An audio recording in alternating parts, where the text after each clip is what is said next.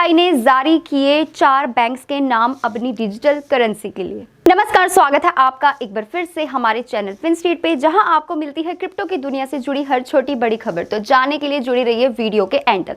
लेकिन उससे पहले बताना चाहूंगी, अगर आप हमारे चैनल पर पहली बार आए हैं, न्यू आए हैं, तो चैनल को कर लीजिए सब्सक्राइब एंड बेल आइकन को कर लीजिए क्लिक, ताकि ऐसी इन्फॉर्मेशन आपको आगे भी देखने को मिलती रहे। तो कॉइनबेस के सीईओ ने ये बात फुली एश्योर की है कि उनके पास फुली बैक्ड रिजर्व एसेट्स पड़े हैं। इसी के साथ सीजी ने जो डाउटफुल ट्वीट्स किए थे ट्विटर के ऊपर, वो उन्होंने कर दिए हैं डिलीट। तो क्या है ये पूरी खबर, जानते हैं। तो बाइनांस के सीईओ ने एक ट्वीट को रिलीज किया था ट्विटर के ऊपर, जिसमें उन्होंने कुछ डाउटफुल होकर ट्वीट किया था कॉइनबेस के ऊपर। उनका कहना था कि जो कॉइनबेस है उनके पास फुली रिजर्व जो एसेट्स हैं वो नहीं है और ये एक फाइनेंशियल ट्रबल को फेस कर रहा है। हालांकि ये ट्वीट उन्होंने बाद में डिलीट भी कर दी थी। तो इस चीज़ का जवाब देते हुए जो कॉइनबेस के सीईओ हैं ब्रियान आर्मस्ट्रॉन्ग, उन्होंने इस बात पर जोर दिया है, इस कंसर्न पर उन्होंने उनका जवाब दिया है और ये कहा है कि उनके पास फुली बैक्ड रिजर्व्स पड़े हैं। अपनी बिटकॉइन होल्डिंग को लेकर उन्होंने एक स्टेटमेंट जारी की है कि उनको ऐसा कोई भी ट्रबल फेस नहीं करना पड़ रहा है। तो इसी के साथ बाइनांस के सीईओ ने ट्वीट को डिलीट करते हुए ये कहा है कि वो मिलकर प्रोजेक्ट के ऊपर काम करेंगे एंड ज़्यादा से अपनी जो ट्रांसपेरेंसी है उसको इम्प्रूव करने की कोशिश करेंगे, ताकि जो कस्टमर्स हैं, जो यूजर्स हैं, उनको कोई भी दिक्कत अपने एसेट्स को लेकर ना आए। तो बाइनांस के सीईओ ने जैसे ही उसको ब्रियान आर्मस्ट्रॉन्ग का ये जवाब मिला, तो वैसे ही उन्होंने इस ट्वीट को डिलीट कर दिया। आपको बता दें कि कॉइनबेस के जो सीईओ हैं ब्रियान आर्मस्ट्रॉन्ग, उन्होंने बाइनांस के सीईओ को जवाब देते हुए एक स्टेटमेंट को जारी किया, जिसमें उन्होंने लिखा कि हम आपको बता दें कि हमारी जो कंपनी है वो पब्लिक कंपनी है और अगर फाइनेंशियल एसेट्स की मैं बात करूँ तो वो हमारे पास भरपूर है। इसी के साथ कॉइनबेस के सीईओ ने ये भी कहा है कि याद रखिए जो हमारे फाइनेंशियल्स हैं वो पब्लिक हैं, we are a public company. तो इसी के साथ अपने डॉक्यूमेंट्स को भी उन्होंने शेयर किया है, जिसमें शो हुआ कि रफली उनके पास 39.9 बिलियन एसेट्स जो है बिटकॉइन जो है वो मौजूद हैं Q3 के 2022 में। अब बात ये आती है कि सीजी की जो ये स्टेटमेंट उन्होंने दी है कॉइनबेस को लेकर के, वो ठीक 16 दिन के बाद दी है एफटीएक्स की कोलैप्स होने के बाद। इससे पहले वो एफटीएक्स के चलते स्टेटमेंट को जारी कर चुके हैं, ट्वीट्स कर चुके हैं, एसबीएफ के ऊपर ट्वीट वो कर चुके हैं। फाइनली अब उन्होंने कॉइनबेस पर ऐसा ट्वीट किया है।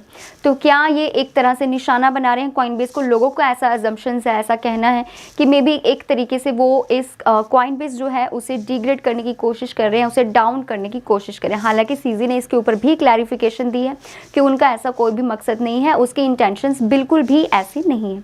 तो इसको लेके आपके क्या पॉइंट ऑफ व्यू है, नीचे कमेंट सेक्शन में जरूर शेयर करिए। बढ़ते हैं अगली खबर की तरफ, जो जुड़ी है आरबीआई के साथ। तो आरबीआई ने फाइनली अपनी डिजिटल करेंसी के लिए कुछ बैंक्स के जो नाम है, जो लिस्ट है वो अनाउंस कर दी है, वो रिलीज कर दी है, जिसमें काफी सारे कोरेस्पॉन्डेंट्स बड़े बड़े बैंक जो है वो इंक्लूड हैं, जैसे कि स्टेट बैंक ऑफ इंडिया जो कि गवर्नमेंट बैंक है। इसके अलावा आईसीआईसीआई, एचडीएफसी, यस बैंक जैसे बड़े बैंक्स जो हैं वो मौजूद हैं। तो लेकिन ये डिजिटल करेंसी को जो बैंक्स में रिलीज किया जाएगा, as a digital payment system use किया जाएगा, ये शुरुआत होगी दिसंबर से। तो अब ये जो चुनिंदा बैंक्स हैं ये एक ट्रायल को स्टार्ट करेंगे, टेस्ट करेंगे डिजिटल पेमेंट सिस्टम का, जिसमें 10,000 से लेके 50,000 यूजर्स जो हैं इनके बीच में टेस्ट किया जाएगा। इतने यूजर्स इसमें इंक्लूड होंगे और इसी के साथ इस न्यू पेमेंट ऑप्शन को इंटीग्रेट करने के लिए जो बैंक्स हैं वो कोलैबोरेट करेंगे पे near by and banquet platforms के साथ। तो ई-रुपी को आप अपने वॉलेट में रख सकते हैं। इसकी जो डिनोमिनेशन होगी वो अवेलेबल होगी कस्टमर की रिक्वेस्ट पर। तो कस्टमर्स एंड मर्चेंट्स दोनों को ही डाउनलोड करना होगा इस वॉलेट को, और बाद में जो आरबीआई है वो इसे फुली इंटीग्रेट कर देगा एग्जिस्टिंग डिजिटल बैंकिंग सर्विसेज के लिए। इसके मेन यूज केस की अगर मैं बात करूं तो ये एक तरह से सेटलमेंट करता है सेकेंडरी ट्रांजेक्शन्स को गवर्नमेंट सिक्योरिटीज में। तो आरबीआई को लेकर आपके क्या विचार है, नीचे कमेंट सेक्शन में जरूर शेयर करिए। इसके अलावा बढ़ते हैं आज की क्रिप्टो मार्केट के प्राइसेस की तरफ। तो क्रिप्टो मार्केट आज एक बार फिर से माइनर गेन्स के साथ नजर आई है। जैसे कि मैं आपको हमेशा कहती हूँ कि क्रिप्टो मार्केट वोलेटाइल है, प्राइसेस ऊपर नीचे जाते रहते हैं। तो एक बार फिर से क्रिप्टो मार्केट जो है उसमें सर्जिंग देखने को मिली है। बिटकॉइन, ईथर और डोज कॉइन में माइनर सी सर्जिंग, माइनर सा एक अपवर्ड ट्रेंड जो गेन है वो देखने को मिला है। तो शुरुआत करें बिटकॉइन के प्राइस से, यानी कि जो BTC का प्राइस है वो आज 4% से गेन में नजर आया। वहीं ईथर जो कि कॉइन लिंक रखता है इथेरियम ब्लॉकचेन के साथ और साथ ही ये है सेकंड लार्जेस्ट क्रिप्टो करेंसी, इसमें भी 5% का गेन देखने को मिला।